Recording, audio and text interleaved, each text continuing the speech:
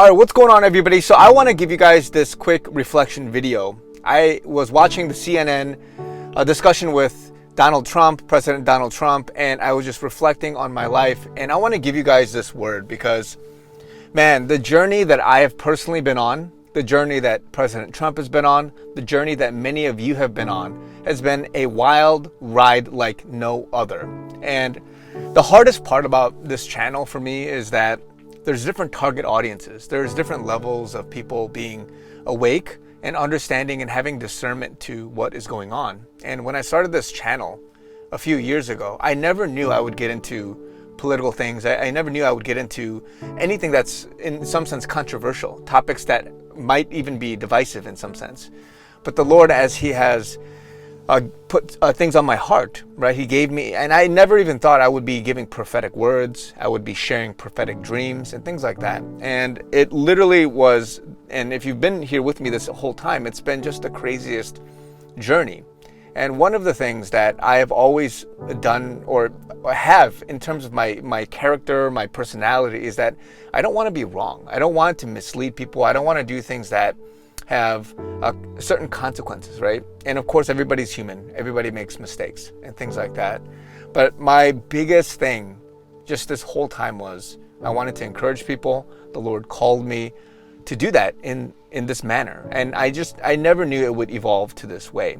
As I was watching the CNN discussion, I was looking at it, and the way that the Lord has evolved me and just allowed me to have such a discernment now for even from 5-6 years ago has been tremendously just, upgraded in a way.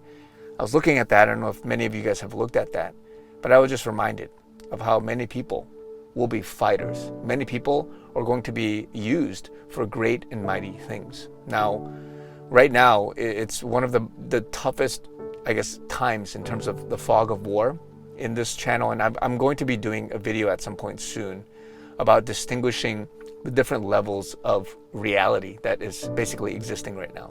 There is an extreme sense of reality in that it's actually happening, but it's not being shown in the public limelight. It's being done in secret, in a covert way, because there is a greater evil that's going on. If you want to talk about the child trafficking, if you want to talk about the deep state, the families, the Illuminati, whatever term you want to put in there, the globalist elite and all that stuff, there's a big war going on there, for which if you do some research and digging, you would find that out. And then part of that is the Q operation. The Q operation is something that a lot of people are going to brush off, but if you actually read and do the research, there's a lot in this realm. Now, this realm is very difficult to talk to. Many of you are in this realm, but there's other people that are in a realm that's just before that. If you want to talk about like the Matrix, that aspect of getting unplugged out of the Matrix is this reality. And then there's a reality for which Trump, the military, many people, they have to cater to it and talk as if they were boxed into this reality. And so that's what's going on with CNN, with just all these networks and things that he's saying in public when he says things like, oh yeah, I'm not the president and things like that. But when you do research in this realm, with regards to the executive orders, with regards to the law of war manual, with regards to the trustworthiness of Q and what they've been saying, this team, if you look at probability of certain coincidences and all that stuff, the communications, the covert comms and stuff like that, all the way down to just all these hidden meanings and different things, testimonials that have been going on. If you do all that research and you study it, then you would know that there's something else here. But a lot of the population is still in this realm. And so Trump and these guys, they have to operate in this realm. So I'm not going to get into that too much in detail here. At some point I will. So that'll touch on why people say, oh, he's not the president. Oh, he's not, you got to look at the PEDs. I forgot about the PEDs and these things, right? So when people talk about how there's two presidents, there's a resident and then there's somebody behind the scenes. It's a shadow presidency. It's a devolved government. So when people talk about like, hey, your prophetic words, these things, they haven't come to pass. One of the big topics in that CNN forum and that interview was about 2020, Trump saying continually that it was stolen and it was a fraud, right? So these things, when you sit there, you analyze and you cross-check, and instead of exchanging words, right? This whole time you just want to believe, right? The first elementary level of discernment is who's louder, who sounds more rational, reasonable. But when you watch the person, how sincere, genuine they are, what they know, the subject matter that they understand, because Trump, he was, or he still is, the president. He knew, and he had military generals looking at all this stuff. So however they captured it, right? Watermark ballots, if it's the Space Force, whatever that is, there's weight to what he's saying. But because he's still operating in this reality of you can't compromise, you can't just come out and show your whole hand. There's still a massive operation going on. So this is that reality I'm talking about, for which most people are not going to be here. But Trump, he still has to talk and cater to this group. And so this is why when people say things like he's not the president or he is the president, and it's just conflicting realities in terms of how much do you know? How much do we know? I'm not saying that we all know fully what happened, right? The devolved government, the PEDS. Did he suspend the Constitution? These kinds of things. When he says, the election was stolen, that's a very hard, very strong argument. So as the commander-in-chief at the time, and arguably still is, why didn't he do something about it? It's because it's a bigger war, a war that you never would have thought was possible. And to be able to fight that war requires dying to yourself. He doesn't care that he gets on CNN and some people hate him, some people laugh at him, some people do different things. He's always said that the best is yet to come, because he's fighting for something greater and bigger, for which his image, the way he's getting tarnished, getting shoved, put under a bus, all these things that's happening to him. Words, these things don't matter for him. And so I'm saying this because many of you that are fighting, you will go through the same thing. As I started this channel, I've had so many, every single day I get haters. Every single day I get these things. But remember, God is training you. He's allowing you to watch people like Trump go through the beating. You've seen Jesus when you read the Bible. You've seen myself, many other people that have put themselves out there. And when you're fighting, right? When you're fighting for something, Satan will come at you. The devil will come at you. And when they do that, they're going to go hard at you.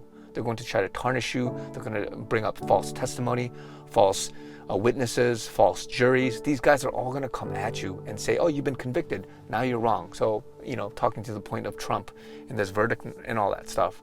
And so I'm here to say that as God is preparing you, right? God has prepared me for a while. I used to be a bully, guys. I used to not be the best guy, right? But God has built me up. He has allowed me to grow thick skin such that I can handle and do this kind of ministry, that I could go forward and tackle whatever God has for me. The same is happening with you, because you're watching, you're learning, you're seeing how other people are reacting, what they're doing in life, how Trump is conducting himself, why he has to say certain things. You have discernment into, okay, sometimes, he may do something I don't agree with, or say things, his words maybe are not that perfect, but he's a fighter. He does these things. He stands for this. He's not caving. He's not compromising, right? The same goes when you discern certain soldiers, right? You discern certain people's strengths and weaknesses. You're seeing, okay, Chris Yoon, he's like this kind of person, that kind of person. Oh, that other, whoever it is, right? Name any other YouTuber, name any other politician, name any other person that's a believer, that's a Christian, that's fighting for certain things. So when you are looking at your life, what God has taught you, what you have had revelation to, when you see other people around you, when you see your past, when you see how God is leading you forward, some of you will be fighters like many of us in this generation. Some of you will have big roles. And I know that even some of you are already in those roles. You've maybe watched me here and there for the last several years, knowing how I've talked about certain things, especially the prophetic words, and you've followed and you've watched. I know some of you guys are watching that are in big positions of power. And to you need to continue stepping up. You need to continue fighting. You need to continue making sure that you're not wavered by all these other things, negativity, by haters, by distractions, right? By things that may not go the way you think it would go, whatever that is, right? God has made you. He's formed you right now in this literally this time, this age right now. You were born for such a time as this, and he's going to use you for big things, and you have to continue pursuing him first and foremost, but step up to your calling, step up to fight. Doesn't matter when there's slip-ups, doesn't matter what other people think or do or say. It's you and God at the end of the day, at the end of time, eternity. It's between you and God on Judgment Day. And so what are you going to do?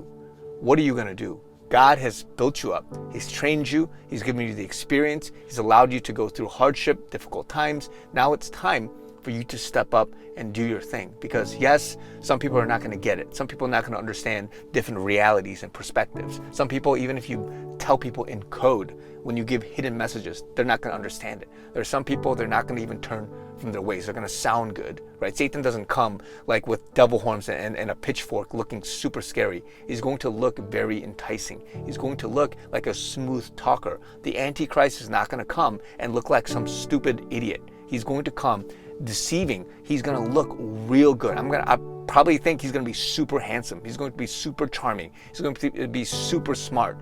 This is the kind of stuff you're dealing with. But despite that, you've got to push through it. You've got to be rational, reasonable. You've got to allow the Holy Spirit to lead you. You've got to allow the fighting spirit that God has built in you to continue, allow you to propel forward into your life and the calling that God has for you. Because this day and age, the harvest is plentiful, but the workers are few. There's not many people that are willing to step up the way many other people are stepping up. So now is your time. Some of you will be fighters in this generation. Doesn't matter anything else except the calling God has given you. So love you guys. Talk to you guys very soon.